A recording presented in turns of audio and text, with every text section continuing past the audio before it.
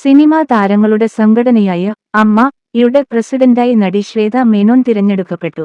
ചരിത്രത്തിലാദ്യമായാണ് സംഘടനയുടെ തലപ്പത്ത് ഒരു വനിത എത്തുന്നത്. വാശിയേറിയ തിരഞ്ഞെടുപ്പിൽ എതിർ സ്ഥാനാർത്ഥിയായിരുന്ന ദേവനെ പരാജയപ്പെടുത്തിയാണ് ശ്വേത മേനോൻ വിജയിച്ചത്. ഇതോടെ അമ്മയുടെ താക്കോൽ സ്ഥാനങ്ങൾ ആദ്യമായി വനിതകൾക്ക് ലഭിച്ചു എന്ന പ്രത്യേകതയും ഈ തെരഞ്ഞെടുപ്പിനുണ്ട്. തിരഞ്ഞെടുപ്പ് ഫലം: പ്രസിഡന്റ് ശ്വേത മേനോൻ 159 വോട്ട്. എതിർ സ്ഥാനാർത്ഥി ദേവന് 132 വോട്ടാണ് ലഭിച്ചത്.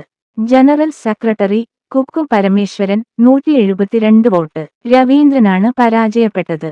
വൈസ് പ്രസിഡന്റുമാർ Lakshmipriya 139 vote, Jayan Cherthala 267 vote. Joint secretary Ansiba. Treasurer Unni Shivapal. പുതിയ ഭരണസമിതിയിൽ പ്രസിഡന്റ് ഉൾപ്പെടെ 17 അംഗങ്ങളിൽ 8 പേരും വനിതകളാണ്. 248 വനിതാ അംഗങ്ങൾ ഉൾപ്പെടെ സംഘടനയിലെ 504 അംഗങ്ങളിൽ 298 പേരാണ് വോട്ട് രേഖപ്പെടുത്തിയത്. ശ്വേത മേനോന്റെ പ്രതികരണം: വിജയത്തിനുശേഷം പുറത്തിറങ്ങിയ ശ്വേത മേനോൻ എല്ലാവർക്കും നന്ദി അറിയിച്ചു. അമ്മ ഒരു സ്ത്രീയായി എന്ന് അവർ പ്രതികരിച്ചു.